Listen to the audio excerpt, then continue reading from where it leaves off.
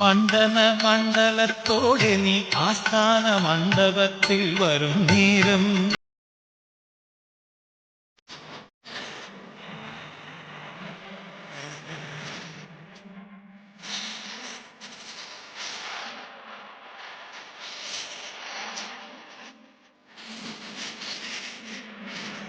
ഏഴര പൊന്നാന ആനയിക്കും നിന്നെ ഏഴിയുടെ